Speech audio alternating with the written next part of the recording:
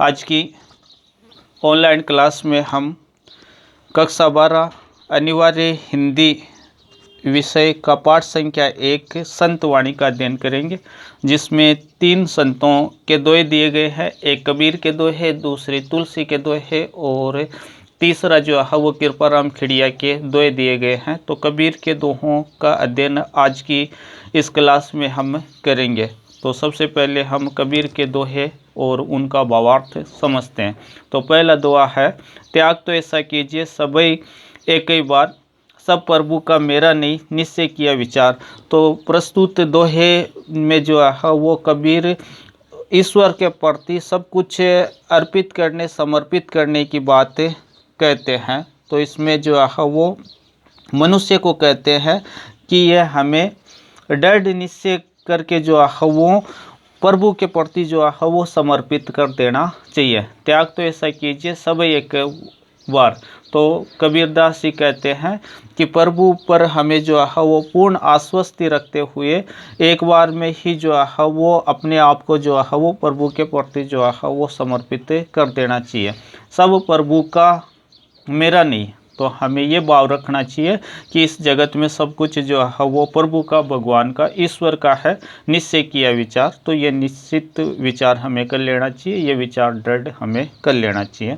अब दूसरा दोहा है, सुनिए गुण की वार्ता औगण लीजिए नाही, हंस चीर को गहत नीर सो त्यागे जाही।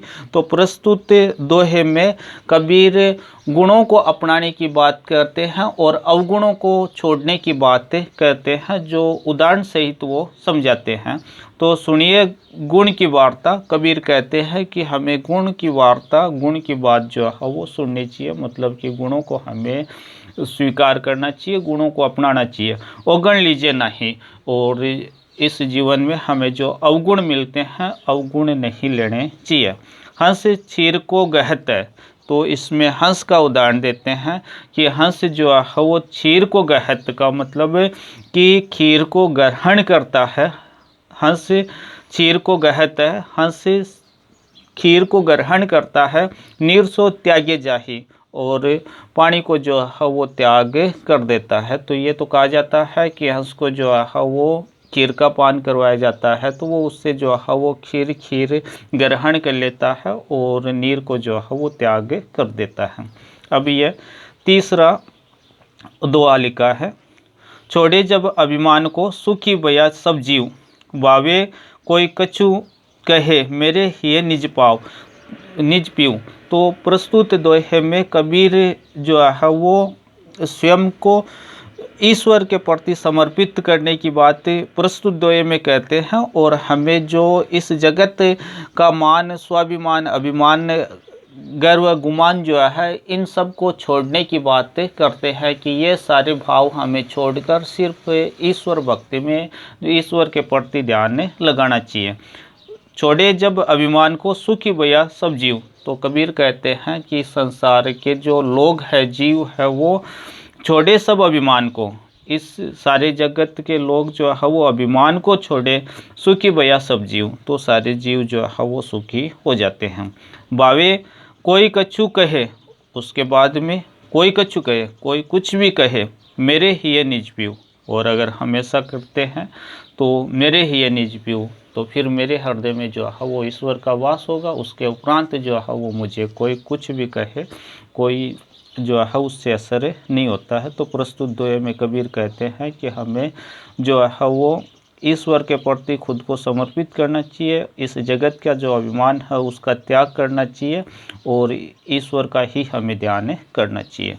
अब चौथा जो दोहा है उसमें कबीर कहते हैं कि हमें ज्ञान को जो है वो महत्व देना चाहिए, न कि बाह्य आवरण जो है, बाह्य शरीर है, उसको महत्व देना चाहिए। तो दुआ लिखा है, जाति न पूछो साधु की, पूछ लीजिए ज्ञान, मोल करो तलवार का, पड़ा रहने दो म्यान। तो इसमें कहते हैं कि व्यक्ति की कदर जो होती है वो गुणों से होती है, और उसका जाति या बाह्य आवरण जो है वो कोई महत्व नहीं रखता है। जाति न पूछो साधु की। तो कबीर जी कहते हैं कि जो ज्ञानी व्यक्ति होता है, साधु व्यक्ति होता है, सज्जन पुरुष होता है, उसकी जाति नहीं पूछी जाती, पूछ लीजिए ज्ञान, उसका ज्ञान जो है वो परखा जाता है, उसके ज्ञान को देखा जाता है।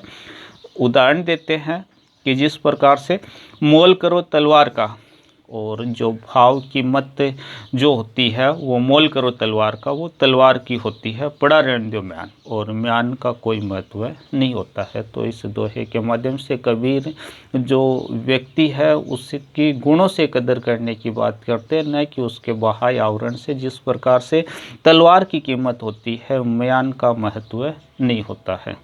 आगे के दोहों को हम पढ़ते हैं। इस दोहे में लिखा है कबीर ने, संगत कीजिए साधु की, कभी न निष्फल होय, लोहा पारस परस्ते, सो भी कंचन होय।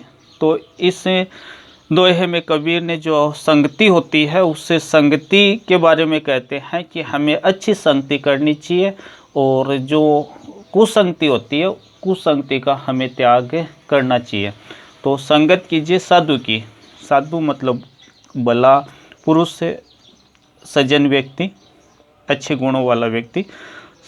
संगत कीजिए साधु की, हमें सज्जन व्यक्ति की, साधु व्यक्ति की, गुणी व्यक्ति की संगत करनी चाहिए।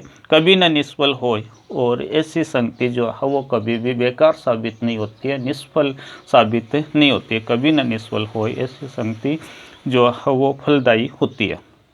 अब उदाहरण से बताते हैं। लोहा पारस परस्ते, और लोहे के बारे में कहा गया है कि लोहा पारस परस्ते, पारस का स्पर्श करके, पारस से जो है वो पत्थर होता है, और पारस से पत्थर से जो लोहा अगर स्पर्श कर जाता है तो वो भी जो है वो कंचन बन जाता है। तो इसमें ये कहते हैं कि लोहा पारस परस्ते, लोहा पारस पत्थर का स्पर्श पाकर सो भी कंचन होय, और पारस का स्पर्श पाकर लोहा जो है वो कंचन हो जाता है। तो हमें भी वो कहते हैं कि हमें भी अच्छे व्यक्तियों की संगत करनी चाहिए। जिस प्रकार से पारस का स्पर्श पाकर लोहा भी जो है वो कंचन बन जाता है, उसी प्रकार से सुसंगति के प्रभाव से एक व्यक्ति भी जो है वो अच्छा ज्ञानी गुणी बन जाता है। अब अगले दोहे में कबीर जी जो है वो जो अपनी आशाएं हैं, जो अपने इच्छाएं हैं, अपनी मुराद हसरत, तरह तरह की जो अपनी मनोकामनाएं हैं, उनके बारे में कहते हैं कि हमें जो ये सारी अपनी मन के जो तरह तरह की चाह है, इस चाह का हमें त्याग कर देना चाहिए। इस आशा रूपी सरपनी का जो है वो त्याग करने की बातें कहते हैं। मारिया आशा सांपनी जिन डसिया संसार, ताकि औसत तोष है ये गुरु मंत्र विचार। तो इस दोहे में वो कहते हैं कि मारिया आशा सांपनी, हमें आशा रूपी सरपनी को मारना चाहिए। जिन डसिया संसार, उसने सारे संसार को जो है वो डंस का बागी बना रखा है, डस से रखा। डंसिया का मतलब कि उसने सबको जो है वो दंस से रखा, मतलब कि हर व्यक्ति जो है वो आशा रूपी सरपनी का शिकार है। ताकि औसत तोष है, और इस आशा रूपी सरपनी की औषधि वो बताते हैं संतोष को, कि हमें अपने मन में जो है वो संतोष धारण करना चाहिए। ये गुरु मंत्र विचार, और ये जो संतोष का गुरु मंत्र है, ये हम सब लोगों को जो है वो अपनाना चाहिए, स्वीकार करना चाहिए।